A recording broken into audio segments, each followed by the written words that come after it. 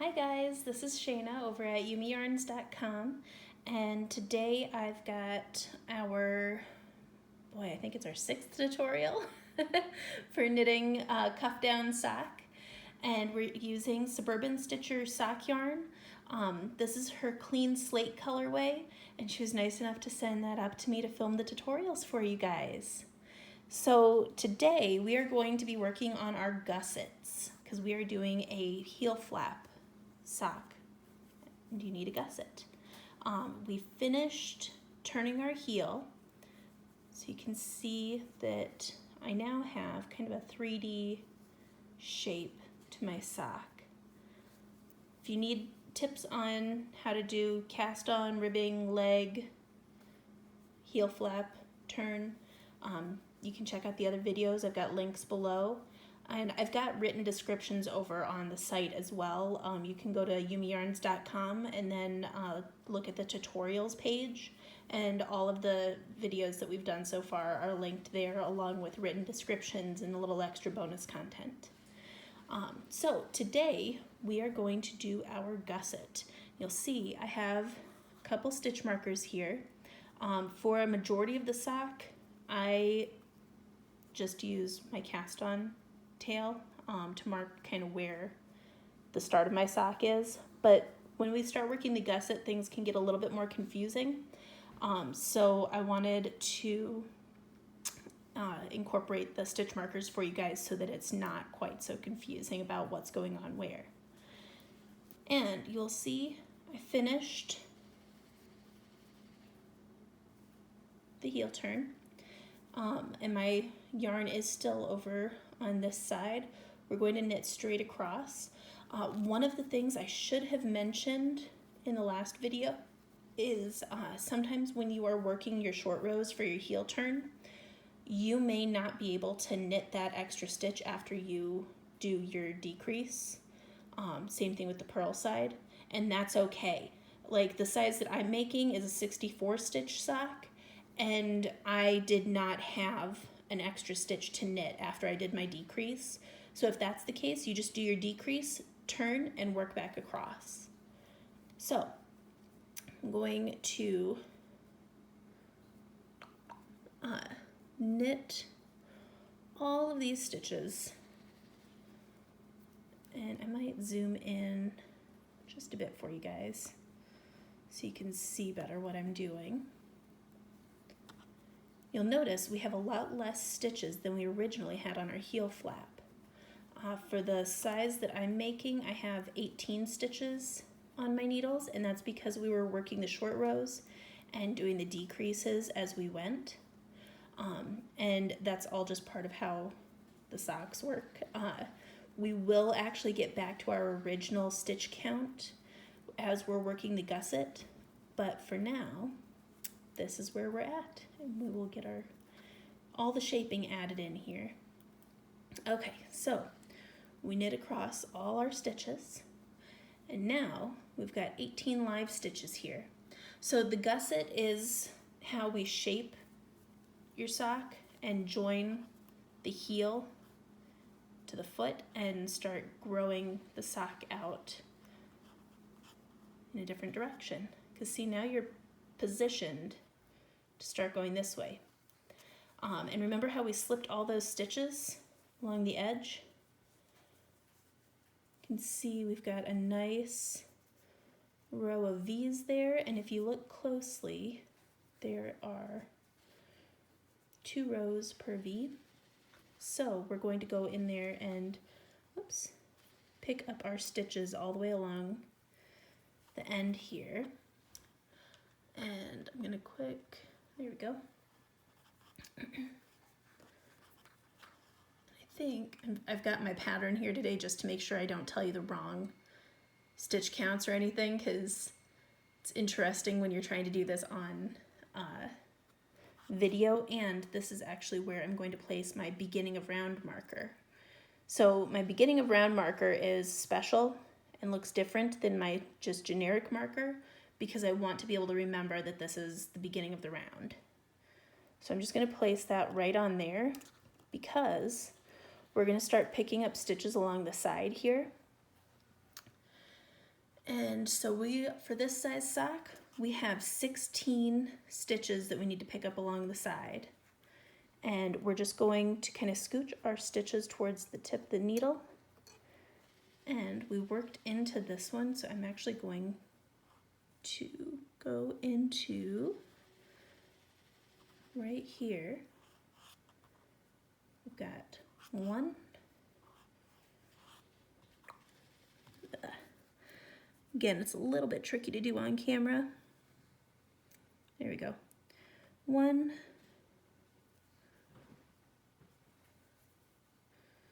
2, 3, and I'm working into this very back row of V's here. 4, 5, 6,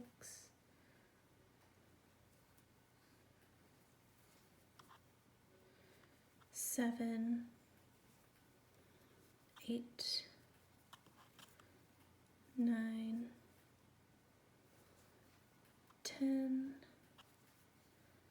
11, 12, sorry, I had a fruit fly,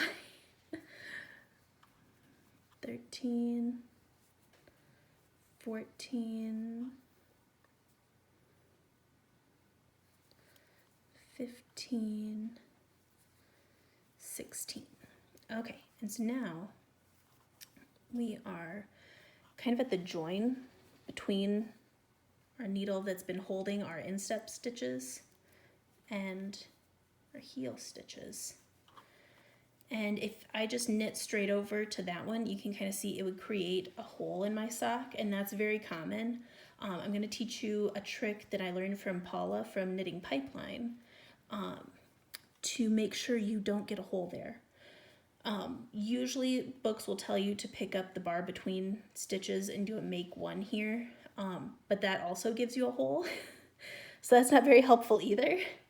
So we're actually going to look at the stitches below where this yarn is, which is this guy and this guy. And we're going to scoop up the inside legs of those stitches. And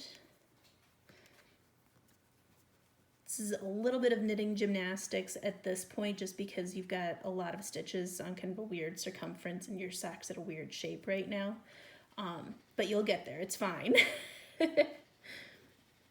Oops, and we want to go down one, because if you look, I picked up one row of stitches too high, and this is connected to the one that's already on the needle, and that's going to not work. So one more down. There we go. Because you want it to be able to cinch up. You don't want it to create more holes, which can sometimes happen when you're trying to fix holes. You want to make sure that your stitches are aligned correctly. So the leg of the stitch, if you look, the leg of the stitch that's kind of more towards the right, you want in the front of the needle. The leg of the stitch that's more towards the left, you want at the back of the needle. So that one's correct, so we're going to leave that. This one, I don't know if you can see that, this one is backwards, because the leftmost leg is towards the front and the rightmost leg is towards the back, and that will give us a twisted stitch, and we don't want that. So we're going to do this to flip it around, and now it's aligned correctly. And now we can just do a knit two together on those, and we're all set.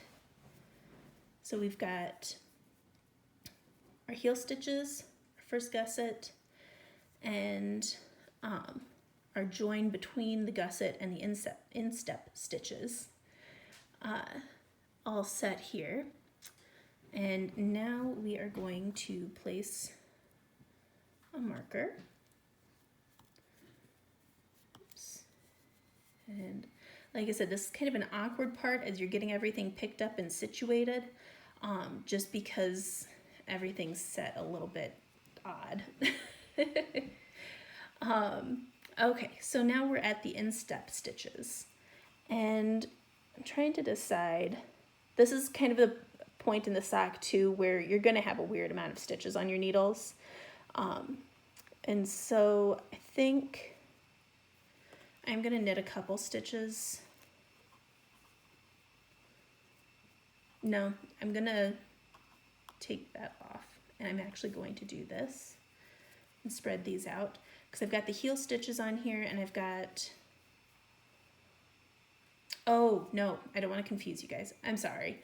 I change this up all the time as I'm knitting socks and just do what feels comfortable for me as I'm going, but I want to make it clear for you guys, so I'm just going to keep going. So I'm going to knit across the instep stitches. Just make sure that you mark the point where you did your pickup stitch for your gusset corner there and the top of the insteps. You want the top of the instep stitches to just stay. You don't want to get those all mixed up and everything. So we're just going to knit across here. Sorry if that was a little bit of extra confusion. I'm trying to make it nice and clear, but like I said, sometimes I just do what I feel like doing when I'm knitting and don't necessarily do it the exact same way every single time.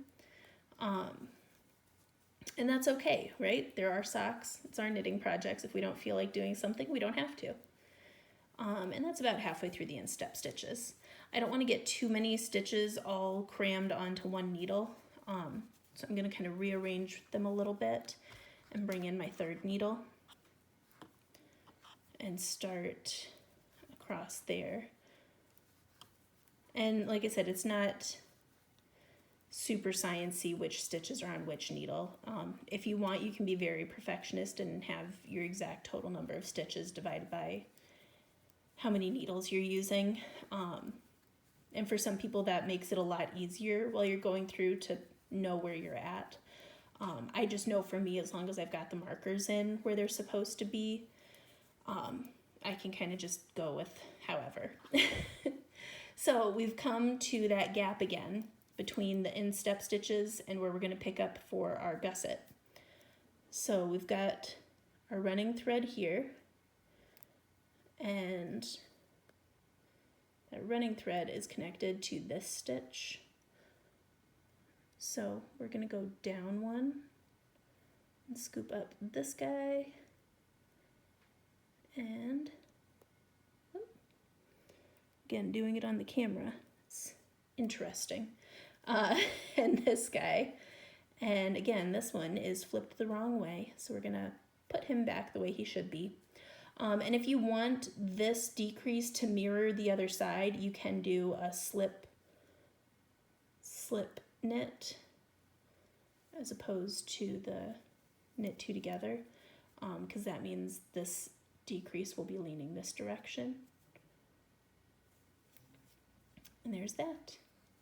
Okay, so we've got all of our instep stitches, and normally we would have had a marker here, but I'm going to grab another one to use. Forgot to have another one handy here. I'm just going to use this guy because we know that the Magical Unicorn Poop marker is my beginning of round for the moment. You'll see what I mean. So we've got that. Oops. And that one actually wants to be behind or in front of this one because we just made that stitch, remember? So instep stitches are marked, everything's set, marker, marker, good to go. Okay, so we've got our decrease there, and we're gonna pick up, see our little V's on the inside there? We're gonna pick up 16 of those again, all along the inside. So, there we go. 1. Oops. Sorry, I didn't mean to shake the camera. 2, 3, 4, 5, 6, 7, 8, 9, oops, come on yarn, 10, 11, 12, 13, 14, 15, and 16. Okay, so we've got our 16 there. I've got everything set, and let's see. Now I'm kind of rearranging things a little bit because I'm going to have to add in my other needle because things are getting kind of wonky feeling. Which, like I said, it's going to be a weird setup for a little bit here while you get everything arranged correctly. I think we're actually going to knit across the top here again.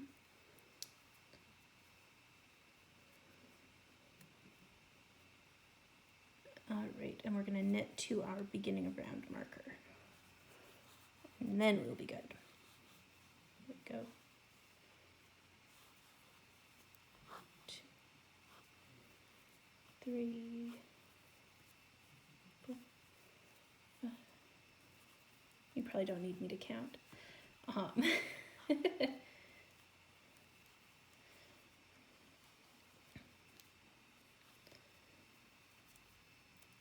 little bit of rearranging. We're getting a little tight here, but I want to get to the end.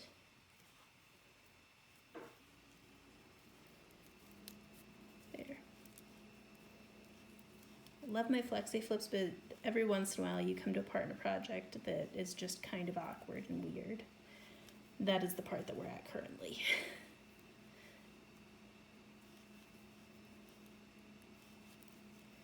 Okay, so we are at our beginning of round.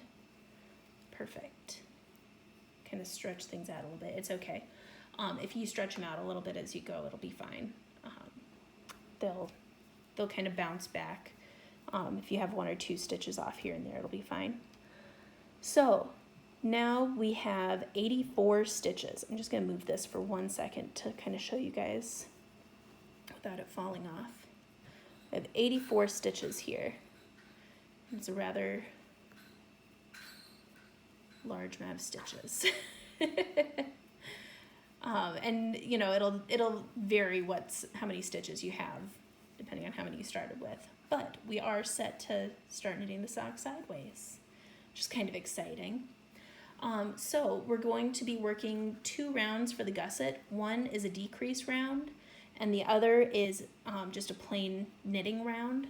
And that is how we're going to gradually decrease out all those extra stitches that we put in so that we get it to actually look like a foot and not like this weird sack in your knitting. So, go. And because I have my needles split where this half is basically my second half of stitches, close enough to my second half, and this is the first half of my stitches, I know that this spot between the needles that's back by my heel is the beginning of round, so I'm actually going to leave the beginning of round marker off while I do the video, just so that it's a little bit less things to flail around and be confusing. So our first round is going to be our decrease round, and all we're going to do is knit to 3 stitches before your marker.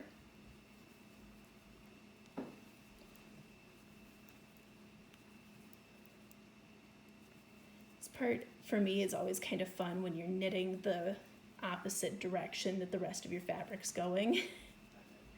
I know it's just one of those little things, but it makes me really happy.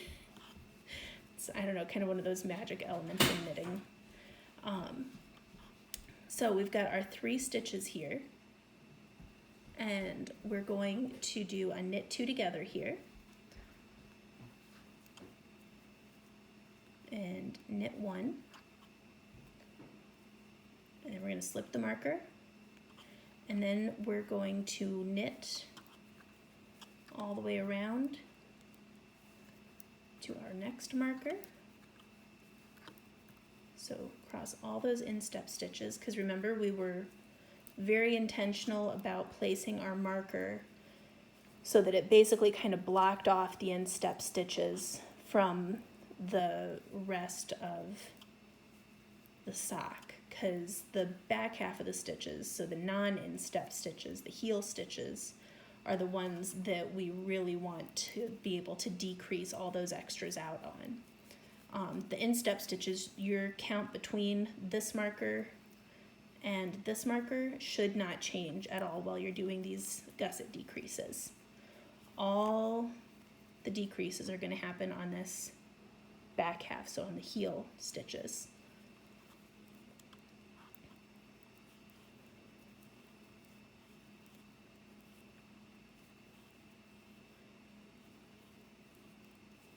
And some people will have their stitches set up where the spots where your markers are right now, if you're using DPNs, you could have your DPNs split at those spots, but just I would use a clipping stitch marker to help you remember where your markers are supposed to be, and just clip it directly onto the fabric between those needles.